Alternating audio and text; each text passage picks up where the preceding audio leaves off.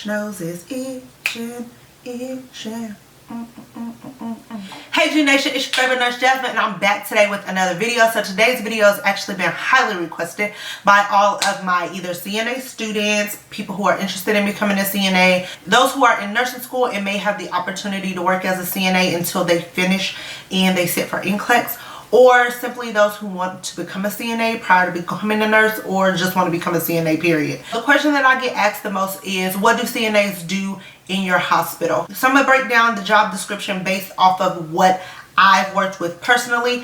Just a little note, a little FYI, CNAs can do different things depending on what area you're in, what hospital you work for, what that hospital has set your job description as, and also if that hospital has their own CNA program that they'll let you go through and then you can get hired with their hospital. There are certain things that you are allowed to do that other hospitals might not allow you to do.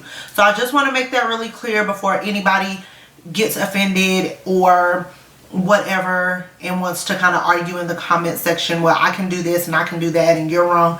If I get any of those negative vibes, you'll be blocked. So just putting that out there. So if you're interested in what CNAs do in the hospital setting, make sure to continue to watch this video.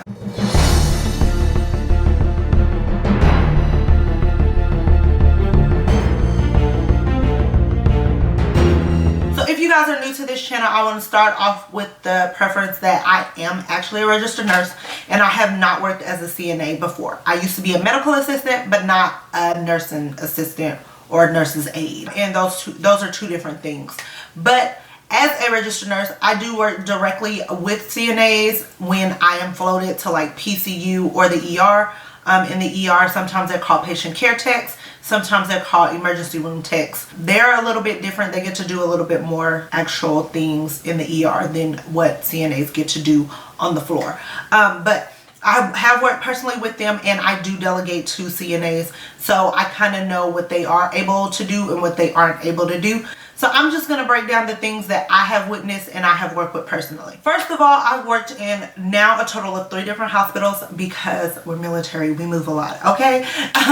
And I can tell you that CNAs have very different job descriptions based on the hospitals that I worked at. So the first hospital that I worked at, we did have CNAs in the intensive care unit. Now our CNAs actually doubled as CNAs and unit clerks, which mean they help us nurses do the things that we need to do with our patients, and then they also answer the telephones, transfer calls, help patients, families when they come to the front desk, help us get consent forms printed out, handle faxes, put in transfers in the board for us. So they doubled as unit clerks and CNAs. So in the first hospital that I worked at, CNAs will help us pass out trays, breakfast, lunch, and dinner because I work day shift.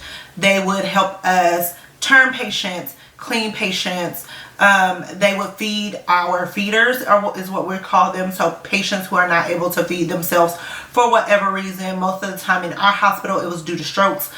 So they would actually feed those patients. They would also help us answer call lights, which was one of the biggest things. If you're in a patient's room that's not really doing good in the ICU and your other patient or 3 other patients are on the call light, you can't really get to them and then they start feeling neglected and ignored, or they may have something really important or emergency, like their Foley came out or their IV came out and they're bleeding, and you have a CNA there to help and get another nurse to help with whatever is going on with that other patient. One of the CNAs in my first hospital, he actually originally started in the lab and he was a phlebotomy tech, which he was phlebotomy tech / CNA. So if we would have a heart stick and we don't have a line and phlebotomy was not able to come to the unit, he was actually granted permission to draw blood for us. Now, none of the other CNAs were able to do that. Our director in human resources actually gave him permission and put it in his job description that he was allowed to draw blood for us. So that is an example of certain CNAs can do some things different in different hospitals and in different situations. So in the second hospital that I worked at, it was a much larger hospital. We had a lot of residents and medical students, and just it was a teaching hospital basically. So one of the things that they were trying to do was become magnet status. So magnet status is basically like an award that is given to hospitals, which is like this huge recognition. It is based off of your patient outcomes, and a lot of hospitals get a lot extra resources when they do have magnet status. First hospital was not magnet status and probably will never be magnet status, and the second hospital that I worked at was actually trying to apply to become magnet status. What they decided to do was to eliminate CNAs in the higher acuity units, which means there were no CNAs in the OR, there were no CNAs in ICU, there were no CNAs in the ED or the ER. ER kind of got past that. If you remember, I said a little earlier in this video, the ER does have ER techs and they have patient care techs. So they're basically the same as CNAs, but like I said, they have a little bit of a different job description. However, when I was floated to PCU or IMCU, which is intermediate care unit, which is kind of the same thing as a PCU, since I was a float nurse, I still was able to work with CNAs.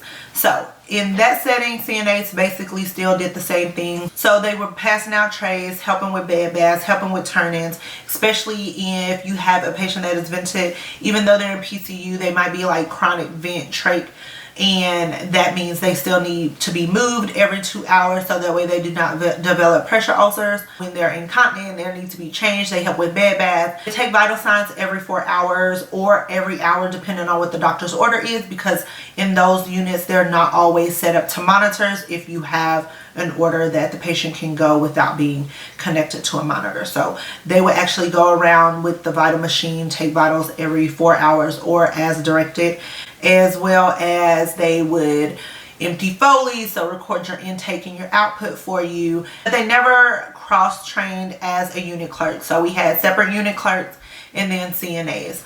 But one of the things that I really like about working with CNAs is that if I have something really important going on, or my patient needs cardioversion, or my patient is coding, I know that there is someone else out there that is keeping an eye on my patient. They might not can tell me exactly that the patient is in respiratory distress, but they can come and say, hey, your other patient is having some trouble breathing.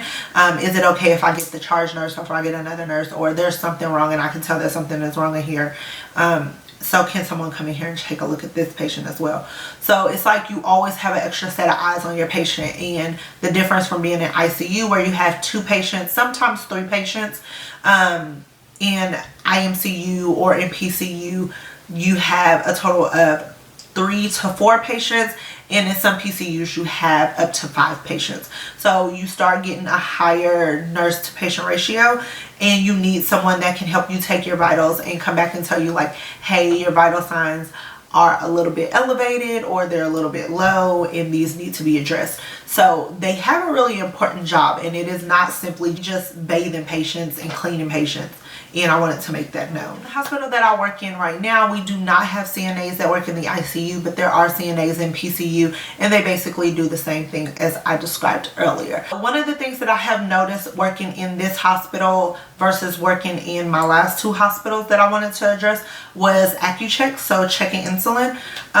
This is the first hospital that I worked in where CNAs are not able to do that. It is still a nurse's duty to make sure that you're checking AccuChecks either Q6 hours, Q8 hours, ACHS, depending on whatever your order is. Whereas in both of the other hospitals that I've worked at, CNAs have been able to do your AccuChecks.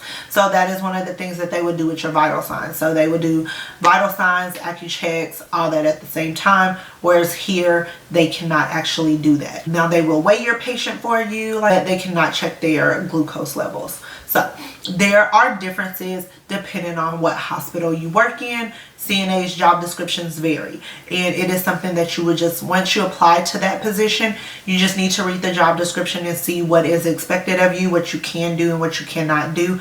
Our CNAs are also BLS certified, so they can do CPR. So if a patient is coding, they can do compressions. Now they can't push medications, but they can actually switch in and out with the nurses or respiratory and do actual compressions during a code.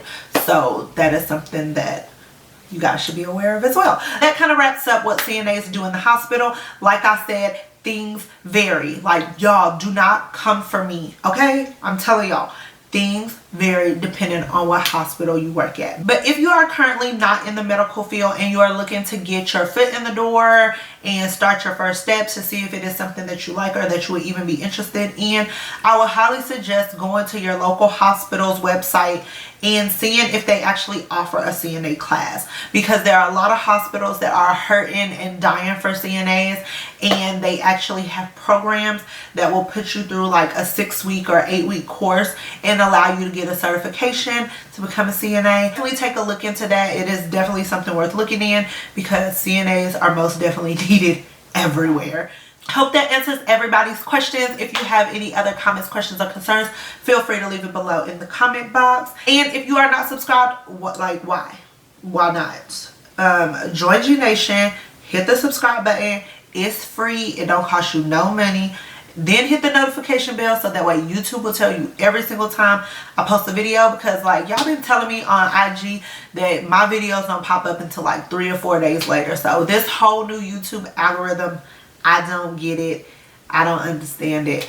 So they're making us do different stuff. So definitely do both of those, as well as follow me on IG and Snapchat. And until the next video, I'll talk to all of you huns later. Love you. Bye. Gotta feel me before they try and kill me. They gotta make some choices. They running out of options, cause I've been going off and they don't know when to stop.